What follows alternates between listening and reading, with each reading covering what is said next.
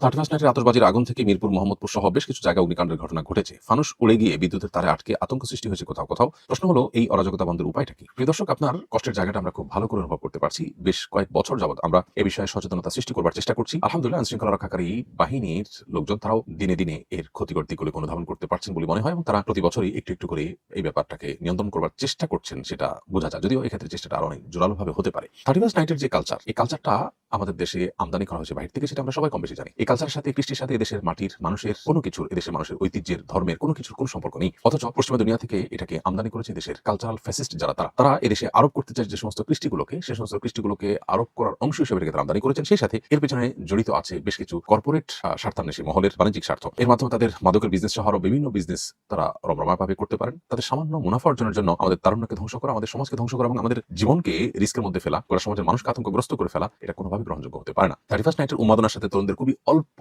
একটা অংশ, হাতে গোনা কিছু উচ্ছৃঙ্খল তরুণরা এর সাথে জড়িত। অতএব সামান্য কয়েকজন উচ্ছৃঙ্খল তরুণের কাছে গোটা দেশের মানুষ জিম্মি হয়ে যাবে। অল্প কিছু অমানুষের কারণে গোটা দেশের মানুষের জীবন অতিষ্ঠ হয়ে পড়বে। এটা আসলে কোনোভাবে কোনো সভ্য সমাজ অন্তত গ্রহণযোগ্য হতে পারে না। এজন্য এটার বিরুদ্ধে কঠোর ব্যবস্থা গ্রহণ করা সময়ের সবচেয়ে প্রয়োজনীয় উদ্যোগগুলোর একটা। আমি মনে করি প্রতি বছর এটা করা যাবে না, এটা করা যাবে না, প্রশাসন থেকে এরকম নির্দেশনা না দিয়ে বরং এটাকে অর্থাৎ 31 নাইটের উদযাপনকে আইন করে নিষিদ্ধ ঘোষণা করে কঠোর হস্তে এটাকে দমন করা উচিত। প্রথমত, এটা থেকে আমাদের সমাজ আসলে কি পায়? রাত 12টা 1 মিনিটে গভীর রাতে দেশের প্রায় সব মানুষ, হাতে গোনা কিছু মানুষ ছাড়া প্রায় সব মানুষই ঘুমিয়ে থাকে। অতএব এই সময়ে যদি আতশবাজির বিকট আওয়াজে মানুষ ঘুম ভেঙে যায়, হার্টের রোগী মৃত্যুর মুখে পতিত হওয়ার মতো আশঙ্কা তৈরি হয়, শিশুরা ভীত সন্ত্রস্ত হয়ে পড়ে, সেই সাথে পাখিরা ছুটোছুটি করে, আমাদের পরিবেশ বিপর্যস্ত হয়, এবং ঢাকা এবং দেশের অন্যান্য যে শহরগুলো বৈদ্যুতিক তারের যে বিশাল বড় জাল আছে, এই জালের নিচে অবস্থান করছে, তার উপরে এই ধরনের আগুন নিয়ে হোলি খেলা, এটা কোনো অবস্থাতেই গ্রহণযোগ্য হতে পারে না। এখান থেকে শুধু এখন ছোটখাটো কোনো অগ্নিকাণ্ড ঘটনা ঘটছে অথবা দুই একটা দুর্ঘটনা ঘটছে, এটুকুতেই যে এটা সীমাবদ্ধ থাকবে এমনটি বলা তো কঠিন। কারণ এরকম বৈদ্যুতিক তারের জালের উপর যদি আপনি এইভাবে আগুন নিয়ে হোলি খেলা খেলেন, তাহলে সেক্ষেত্রে এখান থেকে অগ্নিকাণ্ডের মাধ্যমে শত শত মানুষের মৃত্যু, আরো বড় কোনো ঘটনা ঘটলে সেটা অবাক হওয়ার বিষয় থাকবে না। এজন্য এটিকে কঠোর হস্তে দমন করা